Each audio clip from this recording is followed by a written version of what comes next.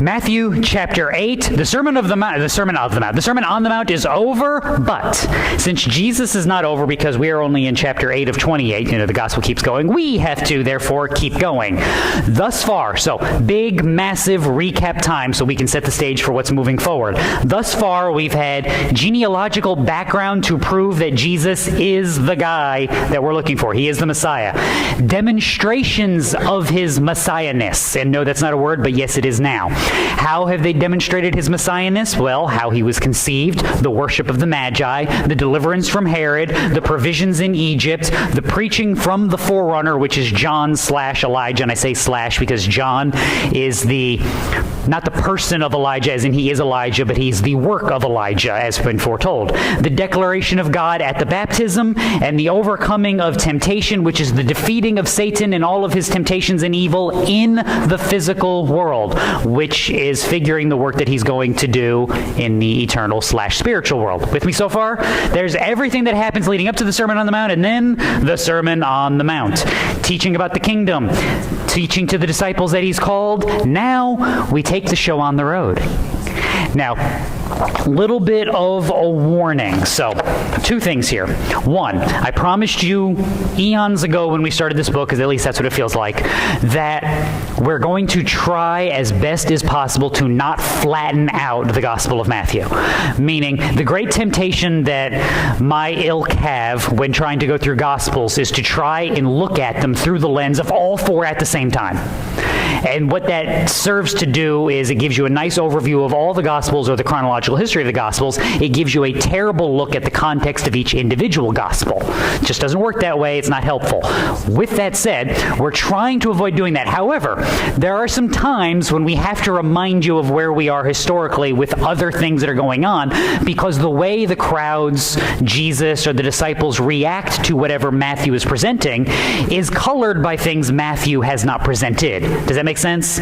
Meaning I have to at least remind you that some things have happened in the past that Matthew didn't tell you about that we all know about because everybody reading Matthew would have known about them. So, you've been warned on that. There's the first warning. Second warning. Depending on how you want to look at it, this may or may not be an odd break in the chapter. Chapter 8 of Matthew is one of those places where we could have, what we're going to do today, the temptation is to knock it down into 2 weeks, and I would hate me, and you would hate me, and we would never get out of this book if we did it at that pace. The other temptation is to try to do all of these chunks of these chapters leading all the way to chapter 9, in which case I have to talk at 3 speed. I would not understand me, you would not understand me, and we would get nothing done. So I think I have, it's an odd chapter break, but it'll make sense why we broke it there when we get to next week. All right. Any questions? Don't answer that. Now is not the time to ask them. You will have to ask them later. That's how this works. With all of that said, you've been warned now. Chapter 8, verse 1. Now, when Jesus came down from the mountain, large crowds followed him. Duh, of course they did. Go back to the end of chapter 7. It happened that when Jesus had finished these words, the crowds were astonished at his teaching, for he was teaching them as one having authority and not as their scribes. One of the things as you read, not necessarily as much in Matthew, but especially in John, is the fickleness of the crowd is on full display. The crowds will ebb and flow, but they just can't help themselves. They have to keep coming back to Jesus. And they do it for 2 reasons. One, which is the bad reason, is he keeps doing the miraculous stuff and we're intrigued by who this guy is and what he's doing. That's the bad reason. The other reason, though, is adjacent to that, which is the very good reason, which is in John 6. When Jesus, one of the times the crowds, wander off because they don't like what he just said, and Jesus asked the disciples if they're going to leave too, and they said, Lord, to whom shall we go? You have words of eternal life. At the core, what Jesus is doing, the healings, the miraculous works, the walking on the water, the making of the food, is meant to support what he's teaching. Just the doing of stuff doesn't actually accomplish anything, believe it or not. If Jesus just spent 3 years wandering around the hillsides of Galilee and in Judea, healing people and casting out demons and making dead people not dead anymore, and then went, all right, guys, I have shown you how good it can be. I'll see you later. And, just ascended. So we have questions. What do we do now? Why did you do this? What was the point? the miracles, the doing of the stuff is meant to support what he's teaching, because what he's teaching is putting the Old Testament and history of God's work amongst his people in proper context, so that when Jesus does the work of fulfilling them, people can actually understand it. Like, imagine how awful and how much worse this would be. No laughing, because I know some of you will rejoice at this thought. If I couldn't tell you anything, but literally just had to stand up here and be like,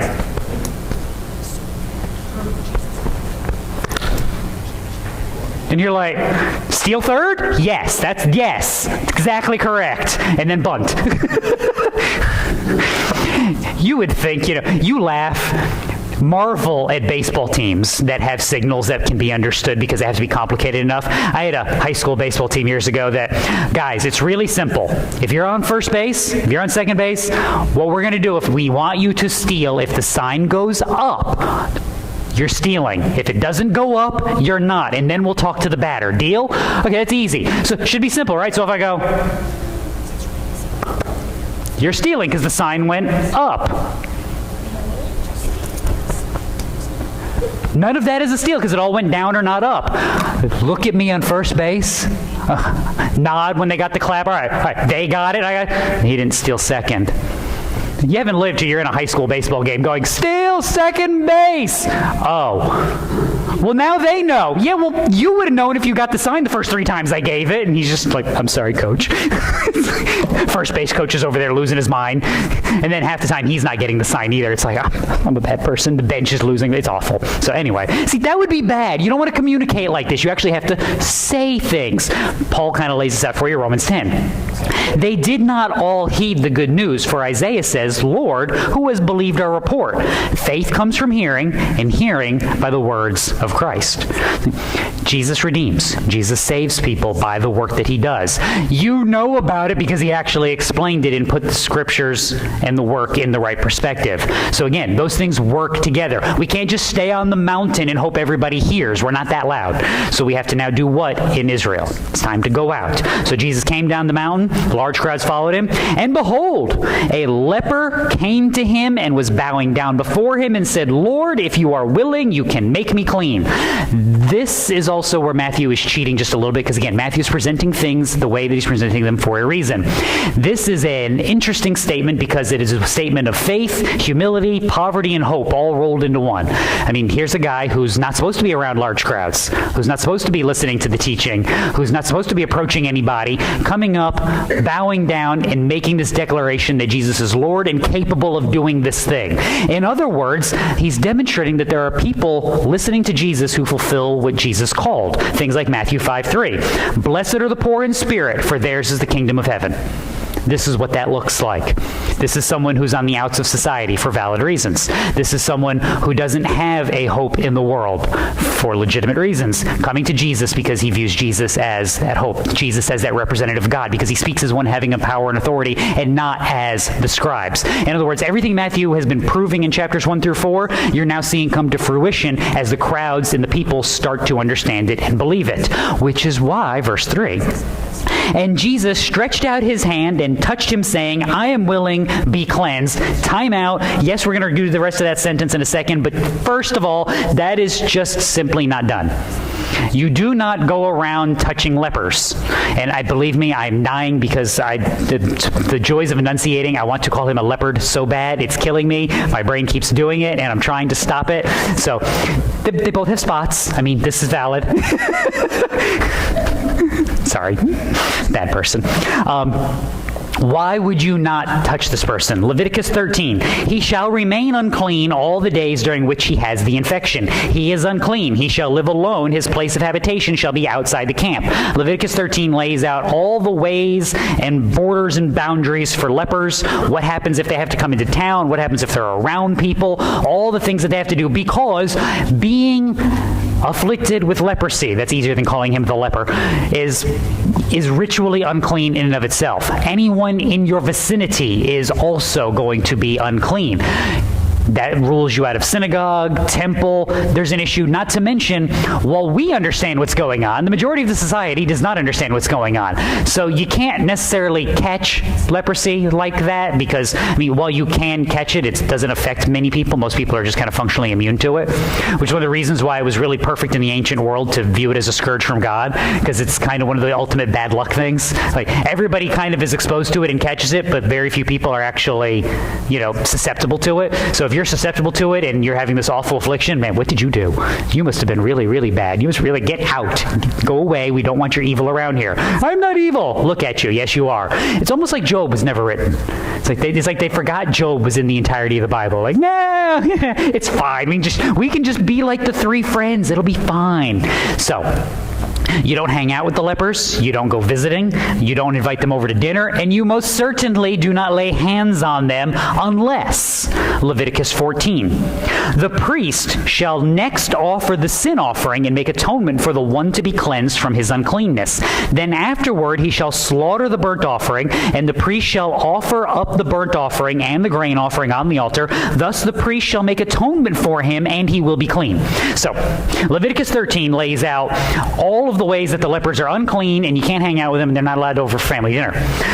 Leviticus 14 lays out all the ways that you would examine the leper when he claims he is no longer a leper, when he claims that the leprosy is gone, and all the things that the priest has to do and all the tests that he must run. I will spare you from reading those. If you would like to read about all the guts and the pores and do your own little version of the narrative, not Dr. Pimple Popper, you are welcome. Go read Leviticus 14. It will do you good. See, some of you actually watch that show, and just so you know, I judge you for that. If you're one of those people like, ooh, no. Although, I will admit to taking a bizarre fascination to those chiropractor videos. Like, I don't want them wrenching on me and doing that. I know some of you love the chiropractor and you're allowed. That's perfectly valid. But I do have this strange fascination with watching videos like, you shouldn't do that. The human body shouldn't make that noise. And I grew up in the 80s and 90s. Every time I see them grab their head and do this, I just picture Arnold Schwarzenegger killing people. And so it's like, I keep thinking he's going to do, and it snaps 18 times. I'm like, I died just a little bit. And it's a horrifying experience. So, you laugh. I actually, sorry, quick exit ramp. This morning, driving in, I had a miniature heart attack. So, as you guys, I've told you before, I have the lovely low blood pressure and low resting heart rate. So my resting heart rate's like upper 50s, low 60s. My blood pressure is not as high as it's supposed to be. So if I sit down for too long in the correct position and then get up, I can fall over. It's one of the fun little quirks of my life. I call it the check engine light comes on. You get up and you get this blood rush and my head's really hot for a few minutes, and most of the time I don't pass out and it's fine. So this morning driving in, I'm driving and everything's fine. I get on 20, the sun is shining, everything's wonderful, the air conditioner's on, and all of a sudden I look down and everything's sparkly. There's just sparkles in my vision. Now, if you've ever had the check engine light experience, when it fades, that's what it kind of looks like, is these little sparkles in your vision. And I look down, and I look back out, and I don't see them in the windshield. So I look back down at the interior, and I see them again. And I'm sitting here driving at 70 miles an hour. I'm like, I don't feel this is how I die. I'm right here on the highway. I'm done. I'm sitting here going, I can see them and finally go, am I the only person that sees glitter? And Cameron goes, no, Jada opened. Oh, thank goodness. Jada opened some glitter body thing, and it had poofed into, I'm sitting here, child, I am literally making my peace with God as we drive down the highway, thinking about how to pull over so I don't kill you all when I go over your glitter makeup. I'm like,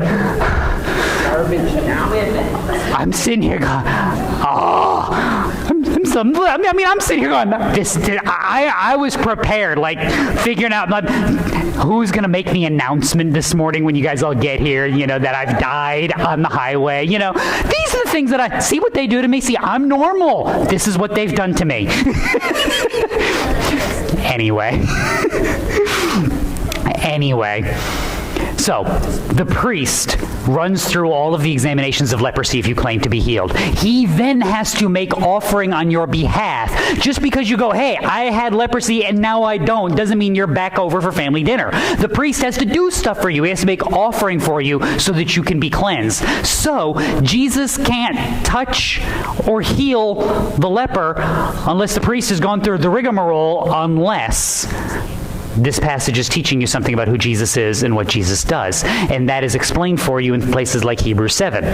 It was fitting for us to have such a high priest, holy, innocent, undefiled, separated from sinners and exalted above the heavens, who does not need daily, like those high priests, to offer up sacrifices, first for his own sins and then for the sins of the people.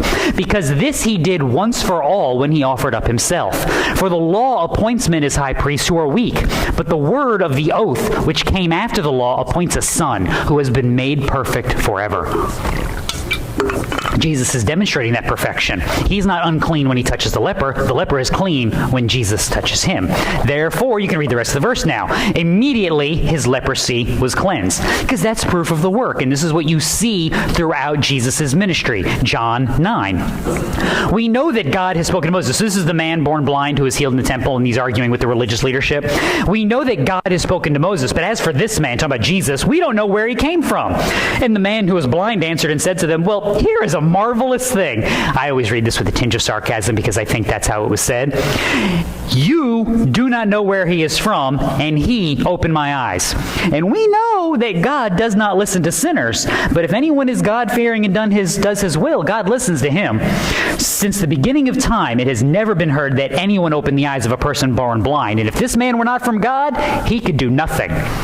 And the religious leadership promptly yells at him and throws him out. Because he's exactly right.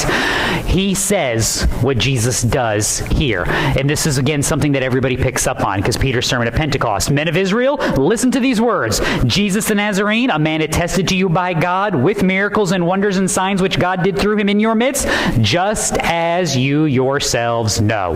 It's one of the reasons why they wanted to kill him, because he raises Lazarus from the dead, and they're sitting there going, now everybody knows he's a miracle worker. Great. How are we going to cover this one up? What are we going to do? Believe? Color me crazy. We could listen to the guy who makes dead people not dead anymore. Maybe he knows a thing or two about a thing or two. No, I know it's crazy. My bad. Sorry. Don't listen to me. This is what Jesus is proving. Verse 4. And Jesus said to him, see that you tell no one. Okay, time out. Why not? Don't you want him standing on the rooftop shouting out? See if anybody actually finished that lyric. If you did, you're also a bad person. Sorry. Or you watch way too many 90s commercials. No? Okay. Got one. Yes! My obscure bad music is undefeated. Now, why not have him tell everybody? Why do you have him tell no one? Because Jesus knows people, and he knows what they're doing and what they're thinking. John 2. So again, this is one of those few places we're going to flatten it out a little bit. Jesus, on his part, was not entrusting himself to them, for he knew all men, and because he had no need that anyone bear witness concerning man, for he himself knew what was in man. You see this again later on in John 6. Jesus answered them and said, truly, truly, I say to you, you seek me not because you saw signs, but because you ate loaves and were filled. See, Jesus doesn't have an issue healing the crowds. We saw this before the Sermon on the Mount in Matthew 4. The news about him spread throughout all Syria, and they brought to him all who were ill, those suffering with various diseases and pains, demoniacs, epileptics, paralytics, and he healed them. And large crowds followed him from Galilee and the Decapolis, and Jerusalem and Judea, and from beyond the Jordan. What you're barring, what you're guarding here if you're Jesus, is the crowds being there and the people coming just for the healing. And I know what you're thinking. You're going, well, yeah, but isn't that kind of the point of, being healed? Yeah, but how does the leper come? It's not a change of body only. It's a change of body that will be accomplished because a change has already been done in heart and soul and mind. In other words, it's a picture of salvation leading to sanctification. It's a transformation that begins on the inside and is then manifested on the outside. If you lose that and you just make it around, hey, I was a leper and now I'm not anymore. Let's go clean out the leper colonies. That would be wonderful and great and all, but if none of them believe, if none of them have faith, we've just made a bunch of people more comfortable as they go to hell. We haven't actually preserved the work that Jesus is doing and the message that he's proclaiming, because the work that he's doing is actually the work of building up the kingdom and the work of salvation. That's why the silence. That's why the organic nature of the spreading out of the message. Instead, go show yourself to the priest and present the offering that Moses commanded as a testimony to them. In other words, what he said in the Sermon on the Mount, he's now proving to be true. Do not think that I came to abolish the law or the prophets. I did not come to abolish, but to fulfill. For truly I say to you, until heaven and earth pass away, not the smallest letter or stroke shall pass from the law until all is accomplished. This is one of those things that the modern Christian church really struggles with, because Jesus stays in the culture of the religion of the culture that he's in. And what I mean by that is, in order for the leper to actually be declared clean amongst his people, he actually has to go to the priest and have the priest examine him and declare him clean. So is he clean? Yes. In order for everyone else to accept that, the priest has to do some things. Therefore, Jesus, in submission to that authority that he's been given, because it's not a wrong authority, is saying, now go to the priest. Demonstrate that you've been clean. Demonstrate this has been accurate. That'll be all the proof that anybody else will need, and you will be good to go. At the end of the day, in your salvation, you are free from the power of sin. You are stuck in the presence of sin. But you are not free to just do what you want, when you want, how you want. There be rules here. And look, I don't make the rules, as I tell my family all the time. I don't make the rules. I just live here, okay? You can fight against the rules. You cannot like the rules. You cannot like the way God has made the society that you live in. You cannot like the way that the world is supposed to run. However, those things are still true, and you war against them to your own detriment. That's hard for Christians who think, I'm free to honor and serve God in the way that he demands and he declares. You're not free to just do whatever you want any old time. Sorry.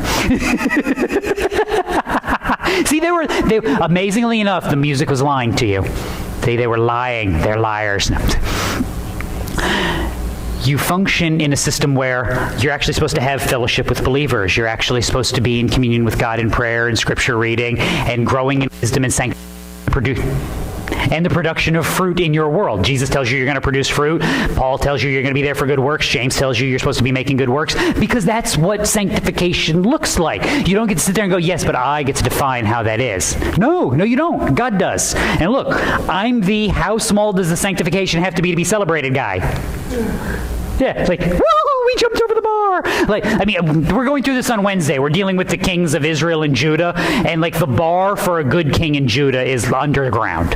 It's like the invisible fence that you put in for dogs. They dug a trench, they put it in there, and as the kings of Judah approached the fence, they turned the shot collar off and they walked across. And I did a good thing. Yes, you did, and you should be proud of yourself. Good job. That's where the bar is, and I am okay with that, because it's a good thing. Because we want you to be progressing, and this is supposed to be a joy and not a struggle. There's enough misery in the recognition of your sin and what it corrupts and destroys about you. Let's actually celebrate victory and rejoice in the good things that we do in overcoming it. That's how this is supposed to work. That's how encouragement is. However, you don't get to say that me, indulging in the sin is somehow victory. No, that's you indulging in sin. You don't get to say that me ignoring my sin is somehow victory. No, that's just ignoring sin. Victory is actual victory. Not like hey, how come we're still fighting the same people 30 years later? Didn't we win? You'd think that, but we didn't. So that's, here we go again. Apply that as you will. Verse 5. And when Jesus entered Capernaum, now, okay, real quick warning on this. I will go ahead and warn you now. This is going to happen a little bit in Matthew. Because I neither care nor have conviction one way or the other, please don't be aggravated with me. Every once in a while it's going to catch me, and I'm going to say Capernaum, and then every once in a while I'm going to be all hoity-toity and put my pinky up and say Capernaum. Pick one, go with it, I don't care.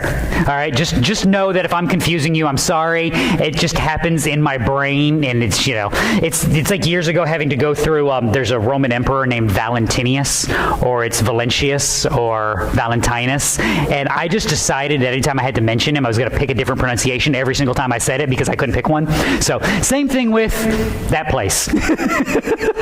Enjoy, have fun. Jesus is now there, and a centurion came to him. We're going to pause right there. there because we do have a little bit of history we need to cover, even though it's obvious, and I know most of you know this. A centurion is a Roman soldier in charge of 100 soldiers. He's also a historical problem, and we have a couple of these here in this section. So, quick warning, we're gonna meander off into the weeds just a little bit, not because I expect that you will remember every detail of this. I have to write them down so I can keep them all straight, but so that you can know that the answers are there and you can kind of dig around if you need them, because this is one of those passages that shouldn't be used for anything, but people love to pull out of the mothballs and try to smack you upside the head with. So we're going to try to cover it a little bit. So there is a slight historical problem. Matthew says that the centurion came to him, and in Luke 7, a centurion slave who was highly regarded by him was sick and about to die, and when he heard about Jesus, he sent some Jewish elders asking him to come and save the life of his slave, and then they came to Jesus. So here's what happens in your modern world when you read the right history book, or the wrong history book, depending on your perspective. Matthew says the centurion came to Jesus, and Luke says the centurion sent some representatives. Therefore, they contradict each other. The Bible's a lie, and I can live however I want. All right, time out. That's not how this works. That's not how any of this works. This is where understanding some audience and some purpose matters, and why I don't want to flatten out the Gospels any more than absolutely necessary. Matthew's writing to a predominantly Hebrew audience in and around Jerusalem and Judea. He's writing to show that Jesus is the Messiah. Luke is writing to a predominantly Gentile audience outside of Jerusalem and Judea as an apologetic to strengthen the faith. So Matthew is writing a truly evangelistic gospel. It's to prove who Jesus is and why you should believe in him. Luke is writing an apologetic gospel to remind you of who Jesus is and why you should continue believing in him. Do you understand the differences? The purpose also matters in how they present things. So Matthew would be doing himself a massive disservice writing to Jews, showing a Roman Gentile centurion ordering around a bunch of synagogue leaders when he's the one who actually believes in Jesus. The Jewish people would not find that offensive at all. Matthew, recognizing that, goes, yeah, that would be bad. See, Luke, on the other hand, writing to a Gentile audience, would do himself great favors showing a Gentile believing ahead of the Jewish people, because that would be an encouragement to the Gentile audience to which he's writing. Because of that, Matthew, rightly seeing this, goes, why am I going to kill myself? The representatives of the synagogue that the centurion sends speak for the centurion. That's like when you get a summons from the court, you have a letter that tells you, you have jury duty, you need to show up. That's like the judge telling you what? It's like the judge showing up at your house and saying, you have jury duty, you have to show up. The letter carries the force and will of the judge. The judge told me I have to show up, see? Same thing with the crowd, or the representatives that Luke sends. So Matthew, recognizing that, what's the word? It's English, right?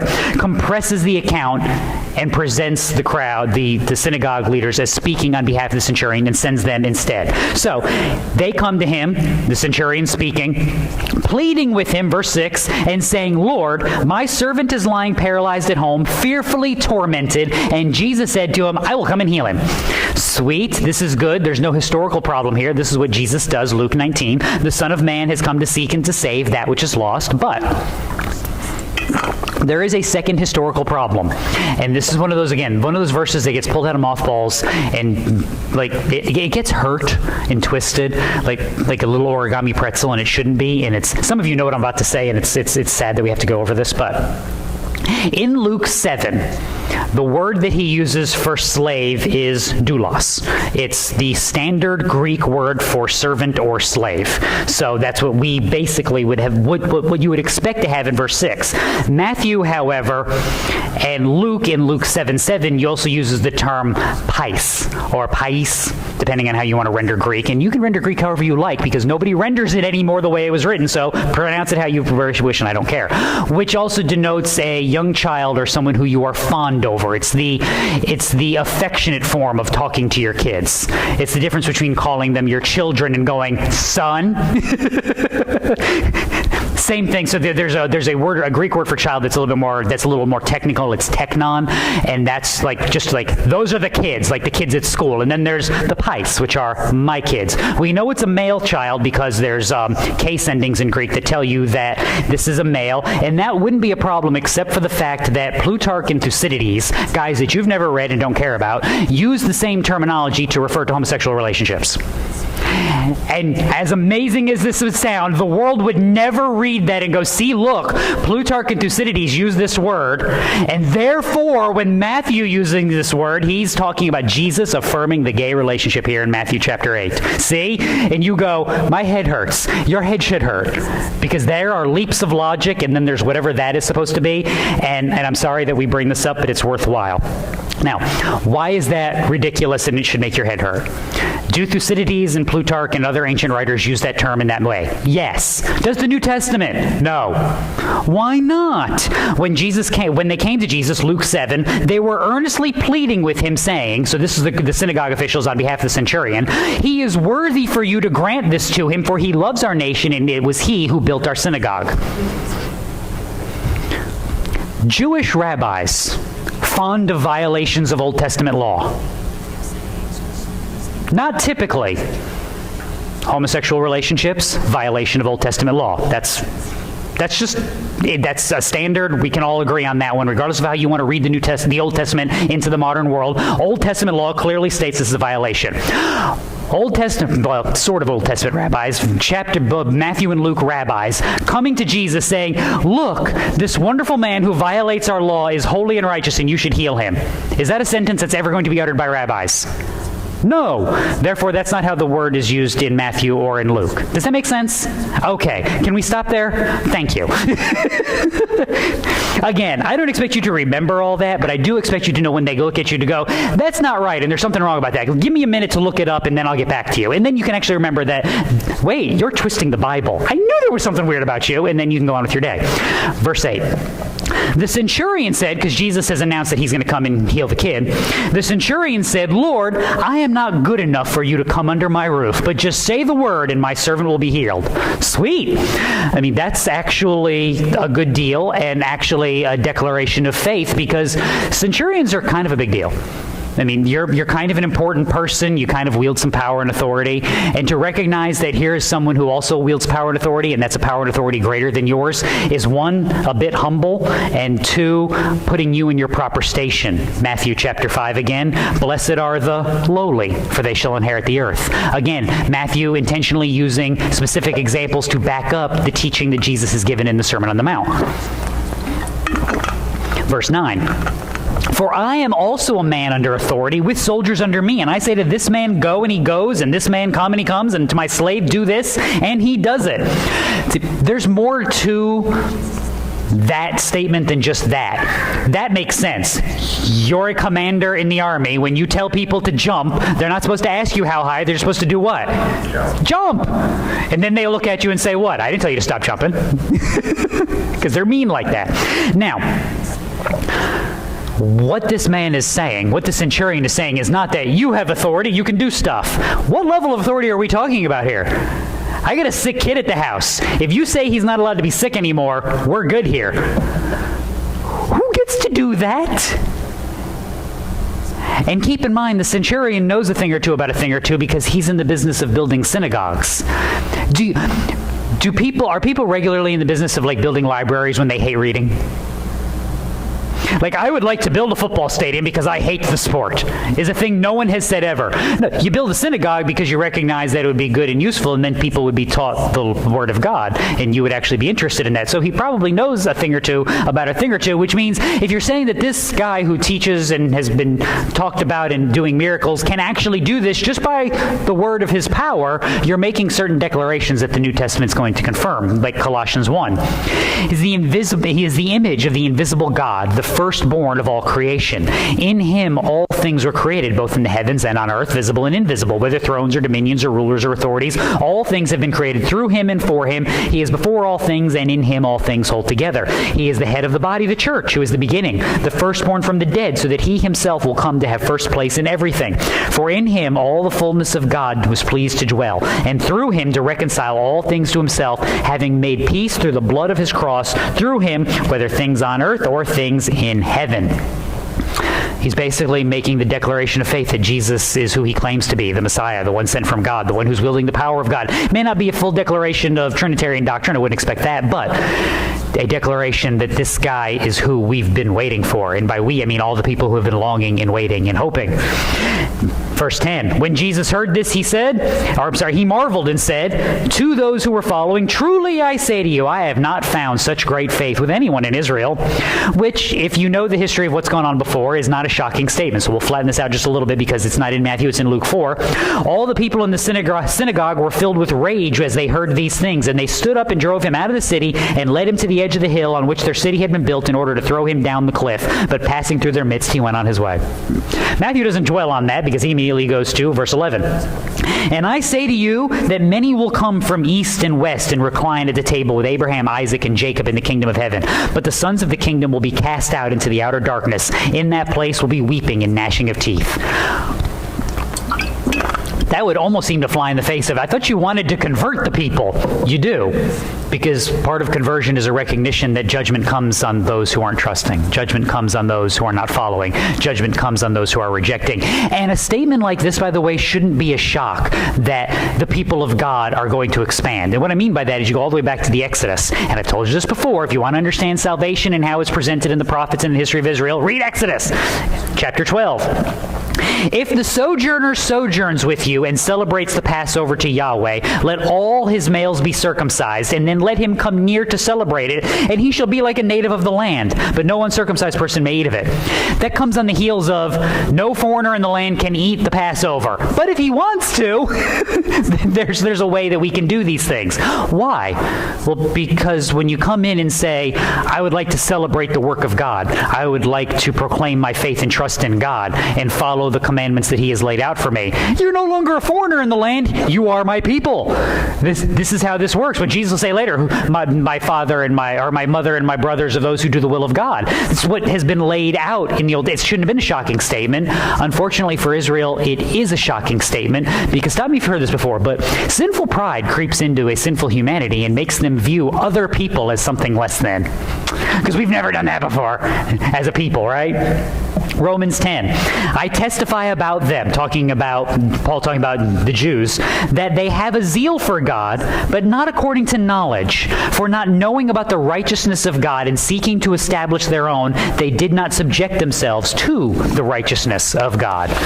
In other words, the same problem most of people had, like our trivia question this morning, they wanted to trust in themselves, because who's the most awesomest person I know? Me! See, I've told you this before. I had a friend of mine in seminary used to joke. He goes, if you get right down to it, most people have the same view of the world. What they would really prefer, if they were honest with themselves, is that everyone in the world was just like them, but a little bit dumber. Because then everyone would like what I like and not like what I don't like and do what I do, but then they would all come to me for answers because I'm the smart one. Like, nobody wants to be the dumb one in their fantasies. Nobody as a kid ever imagines themselves growing up. Be like, I want to be a mindless corporate drone when I grow up. I want to sit in a cubicle and never see the sun and tap away at a computer all day. It's going to be amazing. That's not a thing. That may be what we end up doing, but that's not a thing. And I say that as someone who sits in an office and doesn't see the sun. I can't. Weird people show up here. When I say weird people, I mean, weird people. It's been a few years. I had a stalker for a while. His name was Manny. Yeah, I'm not being insulting when I say it like this, but he spoke with a very thick Spanish accent, but also with the gay lisp. You know what I'm talking about? I can't even duplicate that combination of accent, and I'm the weird and making fun of people the way they talk guy. But he would come up when Jeff and Elena were here and they were doing stuff in the office. He goes, "You missed a person." Some dude walks up and goes, "Is he here?" And I'm going, "What?" Oh, Manny was back. He would just show up and tap on the window. So I had to leave the curtain shut because he would tap for a half an hour. I would like a tour of the building. Then come on Sunday morning when there are witnesses. I would like backup, please. I like it for weeks. Went months, never heard from him. I started opening my curtains again. All of a sudden there's a face in my window in my office. And I'm like, Manny's back and he knows I'm here. happens every so often. Like, people will just bang on windows and doors and, like, go back and forth. And it's like, no. I don't know what the problem is. I have no money. I have nothing to give you. I can't get into the safe, and I'm sorry. So, yeah, it's an odd little world in which I exist. So I joke about being the mindless drone who never sees the sun. When I come to the office, I don't see the sun because I have to keep the curtains shut lest weird people stalk me because they know I'm here. The joys. And fun. Anyway, enough of that. God's people were supposed to be a joinable people, and hang on. Actually, my voice is not cooperating, and I apologize. The Jews rejected that because sinful pride. Nobody wants to grow up to be minuscule and insignificant. They want to grow up to be important. Guys, you will vouch for me on this. When you imagined your world growing up, you imagined you playing a sport, and you weren't the dude on the bench.